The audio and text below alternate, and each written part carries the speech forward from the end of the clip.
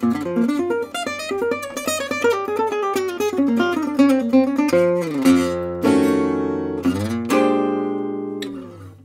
everyone, time for another Q&A video.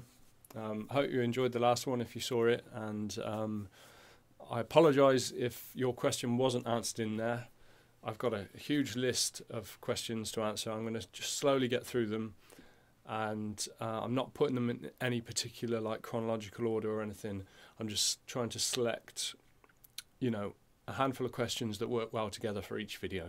So so that's kind of how I'm doing it, but I have them all here. I've copied and pasted every single one, and I will get through them all, I promise. So let's get right to it. Okay, so here's a question from the Continental 100 on YouTube. Fantastic, thanks for doing this. I'll start this thing off with a few questions for you to consider. I'd like to know your process for developing new material. At this point it's probably pretty easy, but maybe there are still times when you have a challenging song or a technically difficult musical idea. Maybe you heard something Django, Borelli, Parker did, and it's baffling you at the moment. How do you really own it? What's your process? Okay, it's a good question. Whenever I learn things, like when I transcribe things, one of the things I always do is I move them into other areas of the fingerboards. For example, if I'm learning a phrase, you know, I might do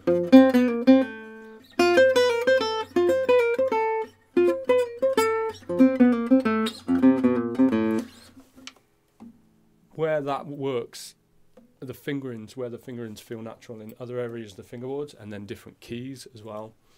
And then also different tempos is another one, so that you're not kind of stuck with this idea that only works in certain songs, in certain keys, at certain tempos. You want the general kind of idea, or the concept of the idea, to be expandable. Another thing is to break things down into tiny segments. So often even like a 2-bar phrase is too much. I mean, a 2-bar phrase can sometimes be broken down into 2 or 3 separate ideas, and I try and pinpoint the key elements within a phrase that are most useful to me and that I can incorporate into my playing. See, we kind of learn these licks and these phrases, and that's really good, but for me those are just the starting point. You don't want these things to be copy and paste things that you just like, you're kind of playing and you're waiting for the right moment in the solo to drop this lick that fits, that you have to start on the right beat every single time so that it ends in the right place. That's not what you want. That's not the end result or the end goal to have from learning licks and lines. They are just simply like musical examples and studies for you to really get into. So that's how I kind of work with when I learn like phrases, and that's the same if I write something as well. If I come up with an idea, it might be in a certain key or a certain tempo or whatever, I'll do the same. I'll say, right, how else can I use this? How can this work in other musical situations than the place that I've written or learnt it? And so that's how I work with like kind of phrases, lines, kind of, you know, vocabulary. That's the same with blues and rock and jazz and anything really. So that's kind of how I treat that kind of thing. Okay, so the second part to this question, maybe it's more of a creative idea you want to develop, a song that needs something, an intro, outro, modulation, something. How do you get there? What do you do? So that's an interesting one. So that is slightly different to licks and lines, I would say, because that becomes more into a kind of an arrangement or kind of composing side of things, and that's much harder because there's less of a process involved with that for me. That just is all about inspiration basically. I listen to a lot of music all the time. I'm always listening to music, different genres. In our house we've always got music playing pretty much, and it's most of the time it's this massive playlist that I just put everything into. So you could go from like, you know, classical music to drum and bass to gypsy jazz to heavy metal to blues rock, you know, and I find just listening to a wide variety of music just is constantly feeding me with inspiration. And so when I come up with ideas for arrangements and stuff like that, it's not usually planned, but at some point I'll just be sitting there playing away, jamming, and I'll land on something that I like, and it's probably inspired by something I've heard earlier that day maybe. And so that's how I do it. And it's much harder to kind of pinpoint exactly how that process works, because I very rarely sit down with the intention of writing or arranging. It's always something that just comes in the moment, and then you just go, oh, what's that? You know, that was cool. What did I do there? You know, and also recording yourself playing is useful like that, because you can listen back to it and go, you know, I like how I went from that chord to that chord, and then you keep that idea in mind, and maybe at some point I'll use that in a song, or, you know, this kind of thing. So that's how I approach that kind of stuff. Okay, and then part 3 to this question. For most of us, it's how do I take all these licks, transcriptions, scales, arpeggios, etc., and make music when these chord progressions are flying by at light speed?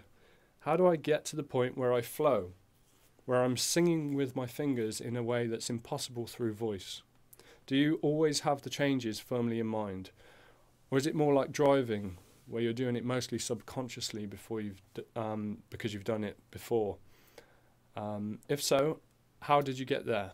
If not, how do you keep those blasted changes in mind? It's especially hard to do at jams and gigs, when it's critically important that you don't get lost. Yeah, so the whole playing through changes thing, there's no real kind of shortcut that I'm aware of anyway. It's just a case of doing it lots. And like you say, with driving, it becomes kind of subconscious. When you're actually playing, you don't really want to be analysing too much. You don't really want to be thinking too much, actually. You just want to be kind of feeling, and almost in a kind of, you know, a meditative kind of zone where you can just play naturally. I think that's, at least that's the goal. And obviously there are changes that are more complex or less familiar, and I often, you know, if I'm learning a new jazz standard, there's a particular like kind of movement, maybe a certain key change or a certain chord sequence that I'm less familiar with or unfamiliar with. Yeah, for me it's just a case of sitting there and doing it over and over again until you feel really natural with it. I recommend using maybe a loop or a backing track to kind of help solidify this stuff. Also just practicing, you know, with a metronome and doing the chords yourself, playing through some changes and then playing some lines through the same changes. That's really good as well, because you can use your ear, you know, to say you've got, and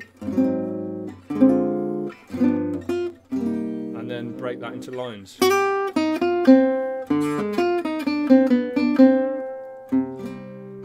So that's another way of doing it, but essentially it's just a case of doing it over and over again. There's no real kind of method, I could say, other than just to play lots and lots and lots, and gradually you just start improving with it. Yeah, so hopefully that helps a little bit, but feel free to ask more questions. I'm happy to talk more on this topic. Okay, so here's a question, and this one's actually linked to the previous question. I think this was the next comment on the YouTube thread. This is from Roger.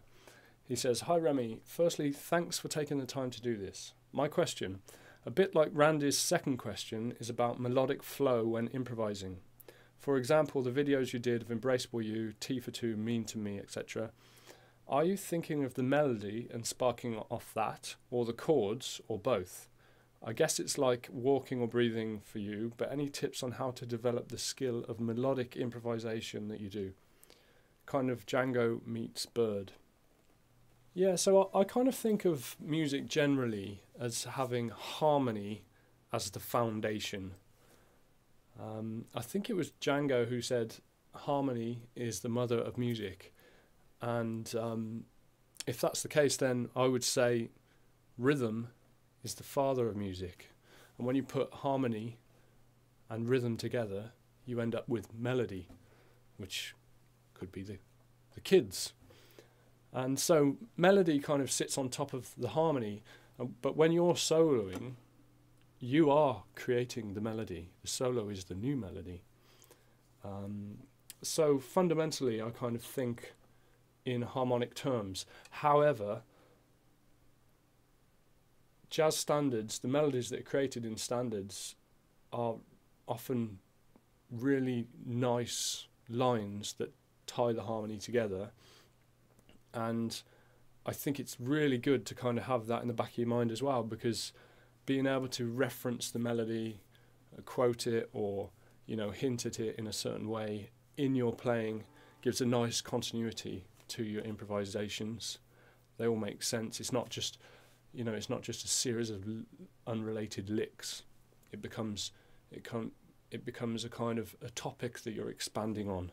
So being able to reference back to the melody, being always aware where that melody is while you're playing, means you can drop back into it and hit certain notes from the melody. And yeah, then it becomes like, I often think of standards as being like subjects. They're subjects, and then you're discussing the subject and you're elaborating on the subject, and that's what you're doing when you're improvising and soloing on the original song. So while the harmony is the kind of foundations, the melody is also kind of part of that. But like I say, you're also, as a soloist, you're creating the new melody, so you have freedom to do your own thing as well. So I guess it's kind of a bit of both, but harmony being the main kind of I guess the thing that's on my mind the most. And here's another quick question from Roger. It says, quick question, are you doing any more workshop type events like the Martin Taylor thing, or of your own? Is that something you'd like to get into? Yes. Yeah, I would like to do more of this kind of thing, actually. I quite enjoy doing the workshops. We're organising one on the 15th of July here in Worcestershire. That's the next one that I'm doing, but I would like to do more, and I'm definitely thinking about ways that I can kind of expand the whole workshop thing. I've done some guest spots on workshops, like the Martin Taylor one, and I did one with Clive Cowell quite recently. But yeah, some of my friends do quite a lot on the kind of workshop side of things, and so it's something I might do a bit more of going forward as well. So yeah, any suggestions or requests for that kind of thing, just let us know. But 15th of July I think it is, and all the details are on my website if you're interested in that. Here's a question from El Kamikaze on YouTube. It says, hello, my question is, where did you obtain the Gypsy guitar? So this guitar is actually my signature model, made by Filed Guitars in the UK, up in Penrith in the kind of Lake District area. And I will do a proper video talking more in depth about these guitars, but I have two of them. There's this one and this one and this one. This one was the first one I had, which is why it's kind of battered and really worn in. This was the second, and this was originally bought kind of as a spare for this one, but now I just kind of go through phases. I go back and forth. I love them both, so I couldn't pick one. This one's got a spruce top and this one's got a cedar top, so they sound slightly different and they respond slightly different to the kind of right hand picking. But yeah, like I say, I will do a more in-depth video talking about these and comparing them and things. But Filed Guitars, if you're interested, they are available. If you're interested, you can have one made. Here's a question from Southgate65 on Instagram. Hi Remi, dig your playing a lot. What deliberate or non-deliberate practice strategies took you from an intermediate player to an advanced player and beyond? Well, I'm not even sure I'm that advanced, to be honest with you. I'm still kind of learning to play.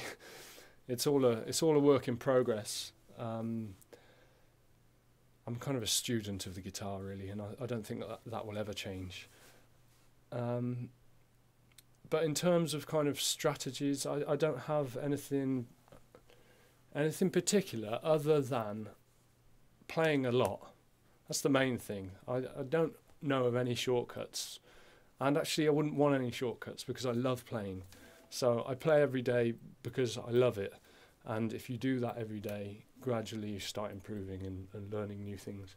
I love learning new things. I love transcribing things from players that I enjoy listening to and songs that I enjoy. It's a big adventure to me. It's something I just really enjoy doing. I think actually, if anything, enjoyment is the most important element of getting good at anything, because the amount of time it takes to, you know, I'm not going to say perfect, because there's no such thing as perfect in music, but to really kind of, I don't want to say master either, because there's no such thing as mastering an instrument in my opinion. It's just all, it's just a big journey. But to kind of get good at doing something, you need to spend a lot of time continually as well. It doesn't stop. So the only way you can do that and it not become a drag and a chore is to enjoy it and really love it. So I guess one of the strategies that I do have is that I only really play and work on music that I love, unless it's like for a gig or something where I'm, you know, getting paid and I have to learn certain repertoire to do something, you know, from a work point of view. But generally when I'm playing and learning for my own stuff, it's only ever stuff that I enjoy. I'm not going to learn something and spend time learning things unless I love it. And so that prioritizes everything that I do into the things that I really want to do. And I've always been like that, really. And other than that, it's just, yeah, just try and keep it up, you know, every day. It's better to do a little every day than do like, you know, 8 hours one day and have 2 weeks off. It's better just to keep going at it every day, and stay inspired and learning new things. Yeah, sorry I can't be more specific, but that's basically how I work with the whole thing. It's a big adventure. Hopefully you found some of that video interesting, and thanks again for all the questions, and feel free to keep asking. I'm copying and pasting them all into a big text file so that I can keep track of which ones I've answered, and I'm just going to keep going through them. So yeah, see you in the next one. Cheers.